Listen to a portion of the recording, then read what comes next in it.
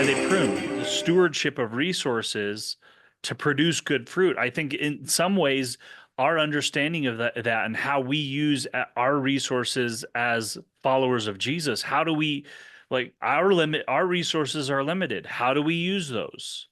Do we use those to produce, as Isaiah would define it, good fruit being justice, equality, provision for those who are poor? Are we using that to take care of the widow and the orphan and the fatherless? Hmm. Using that to take care of the alien, the people who are coming. The reason why they talk about alien is this idea of them coming to us for refuge. Like, are we using the resources? The good fruit for us would be to use the resources that we have to provide for the things that God cares about. And as we're faithful with that, God will continue to grow the vineyard. But instead we get focused on growing the vineyard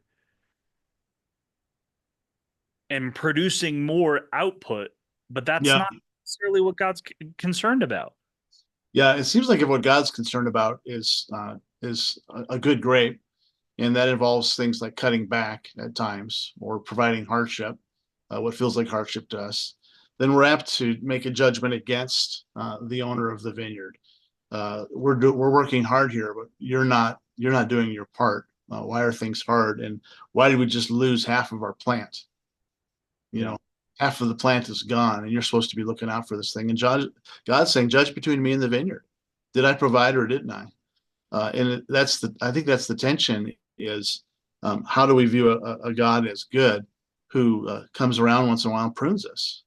Um, and because he's looking for that fruit. There's a contrast that Isaiah gives, uh, mentioning God's looking for justice and righteousness, but instead he's getting bloodshed and cries of distress. And so, if we're wondering if we're providing justice and righteousness, then maybe what we look at is what's our role in the shedding of blood? What's our role in people crying out in distress? Those aren't coming from outside forces. You're responsible for that. And I think I do think that it's very interesting how Jesus picks up like the mantle of Isaiah. And he, like, so much of his metaphor comes uh from the stories in Isaiah. Like, it seems like Jesus as a character is so familiar with the book of Isaiah. Mhm. And that to me is profound. Like, the work of Jesus is taking up resolving uh the thing that Isaiah addresses. Mhm.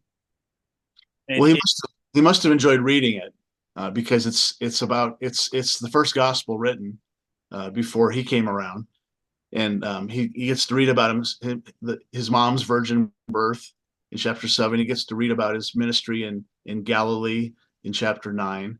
He gets to read about the Spirit coming upon him in chapter 11 of Isaiah, and then he gets to read about the suffering servant, these four servant songs in the latter section, the latter half of Isaiah, and I'm sure he's reading with uh, probably having a hard time breathing while he's reading about laying his life down. And he picks up this vineyard metaphor three of the gospels, and in the fourth one he takes on the great metaphor with bearing fruit. So in a sense, all four of the gospels were reading about his commentary on the vineyard. And in the Matthew version of it, and I'm not going to read it because we're running out of time, but it's in Matthew 21, 33 through 44. Um, there he's talking about the owner of the vineyard sending his servants to go collect fruit, and finally he sends his son, and his son gets killed.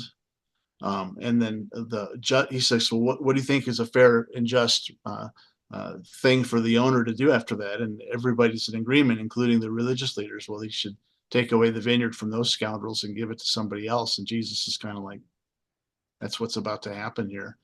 And he makes an interesting statement in the Matthew account. He's going to take the kingdom of God away from you and give it to a people who can produce fruit. And that's very interesting. It's an expansion of who the laborers in the vineyard are. But backing up to Isaiah, his solution there is exile, which I guess you could say is another version of producing hardship in order to have a better grape. Because this whole book is warning about the destruction of the vineyard, and then the restoration of the vineyard as we come back to him in covenant and looking for covering.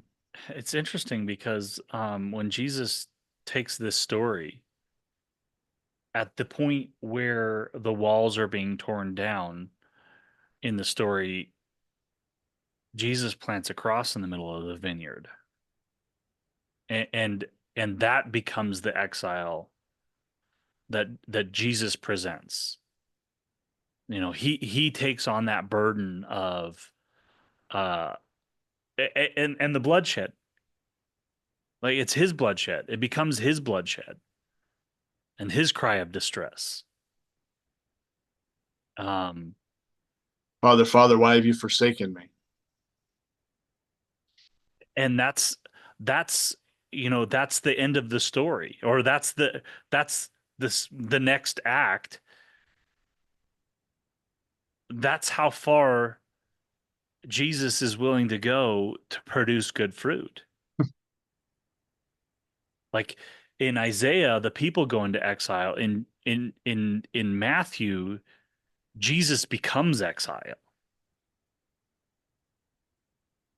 Yeah, it's funny. Even in the parable, they take him and throw him out of the vineyard, kill him and throw him out of the vineyard, and so he's exiled from the vineyard.